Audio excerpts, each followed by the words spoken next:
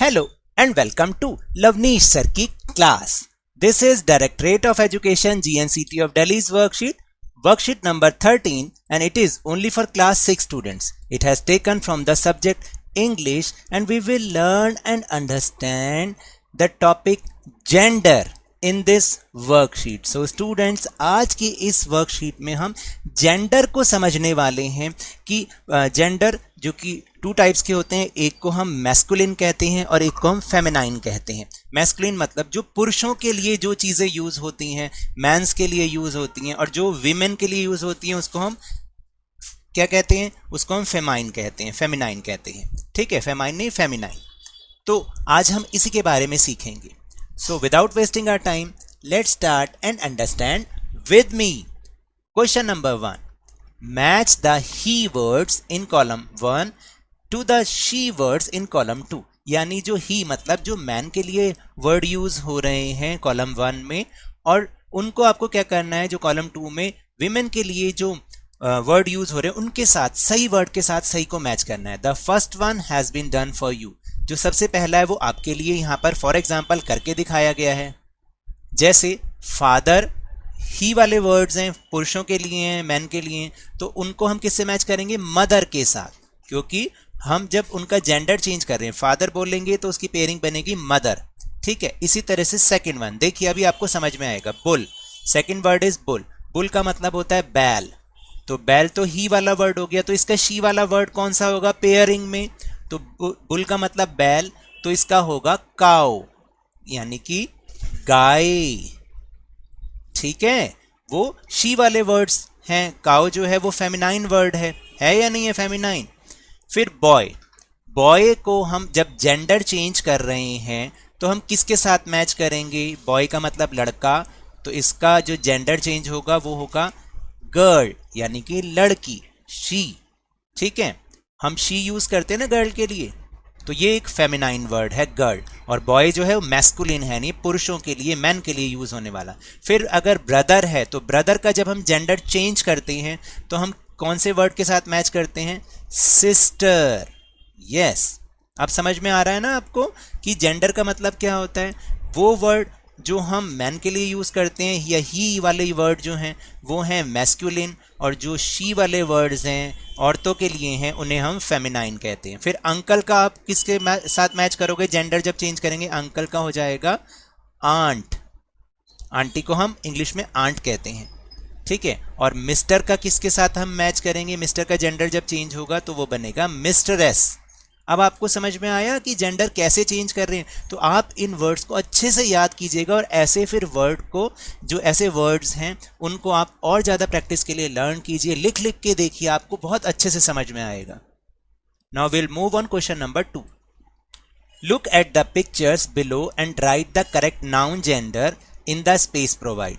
देखिए आपको क्या करना है, ये सारे क्या है, ये नाउन जेंडर है। नाउन जेंडर इसलिए बोल रहा हूँ क्योंकि ये सारे के सारे अभी हम जो बात कर रहे हैं वो पर्सन हैं, या फिर वो थिंग्स हैं, या फिर वो एनिमल्स हैं, है ना। तो ये सारे क्या होते हैं, नाउन होते हैं, क्योंकि पिछली वर्कशीट में हमने ये समझा है कि noun are the naming words.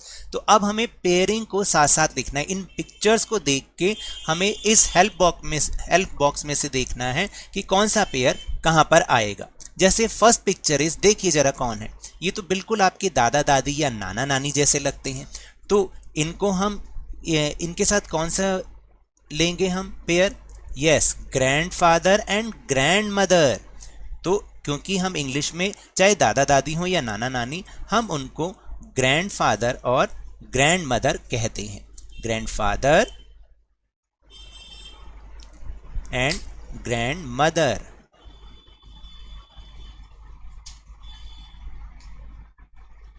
Okay, अब इसके बाद दिस पिक्चर, ये तो शादी में जो दूल्हा दुल्हन होते हैं वो लग रहे हैं ना, तो अब आपको मैं बताऊं कि इन्हें इंग्लिश में क्या कहते हैं।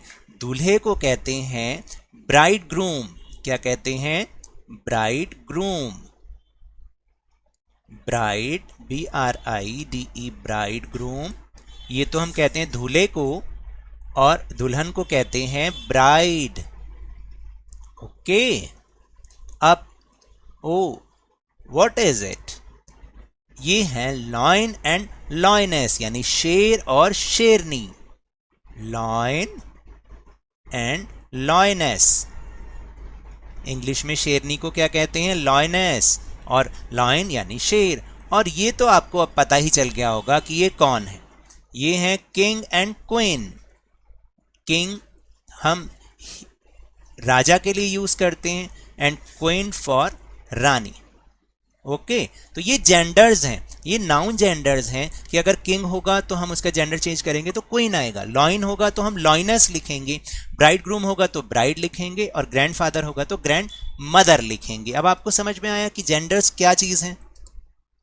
The word gender helps to differentiate between male and female nouns, यानी जो मेल और फीमेल नाउन वर्ड हैं, यानी मेल और फीमेल में जो हम डिफ्रेंशिएट करते हैं वो हम जेंडर की हेल्प से ही कर पाते हैं। ऑल द ही वर्ड्स, जो कि ही जितने जिनके लिए हम ही यूज करते हैं, boys, man, males, belong to masculine gender. याद रखना, उसको हम कहते हैं मैस्कुलिन जेंडर, जो कि हम आदमियों के लिए यूज करते हैं। And all the she words, girls, women and females, belong to feminine genders, यानी जितने भी हम गर्ल्स के लिए यूज करते हैं वर्ड्स को, उनको हम फेमिनाइन जेंडर कहते हैं। याद रखिएगा, बिल्कुल masculine and feminine. Now the question number 3, right the feminine nouns for the following masculine nouns.